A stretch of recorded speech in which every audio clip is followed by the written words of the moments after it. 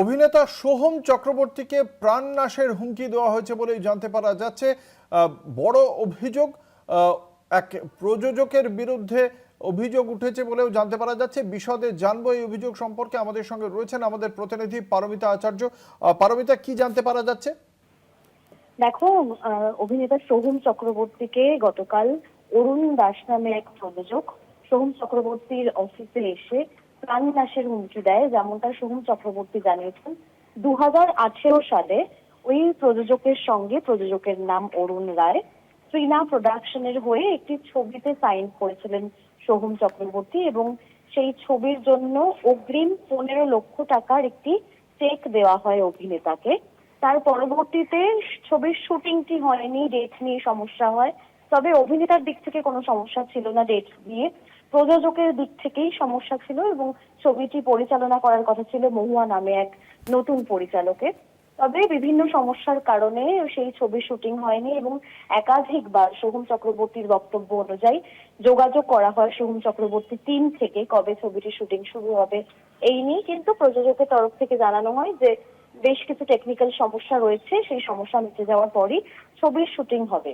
তারপর দীর্ঘ কয়েক বছর ধরে সেই ছবির শুটিং হয়নি, এবং চলতি বছর অর্থাৎ 2026-এ একবার পরিচালকের কাছ থেকে সোহম চক্রবর্তীর কাছে ফোন আসে যে এখনো সমস্যা চলছে, তাই ছবির শুটিং হয়নি। তবে গতকাল হঠাৎই ছবির যে প্রযোজক অরুণ রায়, তিনি তার বেশ কয়েকজন কর্মীকে নিয়ে সোহম চক্রবর্তীর অফিসে আসেন, এবং সেখানেই ছবিটির শুটিং কেন হয়নি এই দোষ অভিনেতার দিকে দেন, এবং অভিনেতাকে বলেন যে 15 লক্ষ টাকা দেওয়া হয়েছিল ছবির শুটিং বাবদ, সেই 15 লক্ষ টাকা ফিরিয়ে দেওয়ার জন্য।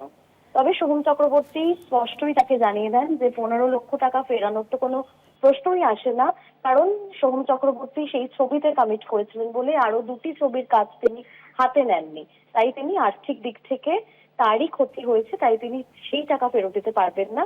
তবে সোহম চক্রবর্তী এও জানিয়েছেন প্রযোজককে যে যদি তিনি এই মুহূর্তে শুটিং শুরু করেন, তবে 2018-তে যেই পারিশ্রমিকের বদলে ছবির শুটিং করার কথা ছিল সেই পারিশ্রমিকেই শুটিং করবেন, এবং 15 লক্ষ টাকা মাইনাস হবে সেখান এই থেকে। প্রাণনাশের প্রযোজক হুমকি যে মানতে দেওয়া চাননি। হচ্ছে, পারমিতা, এই যে প্রাণনাশের হুমকি দেওয়া হচ্ছে, এর প্রেক্ষিতে সোহম চক্রবর্তী তিনি কি কোনো অভিযোগ দায়ের করতে চলেছেন থানায়?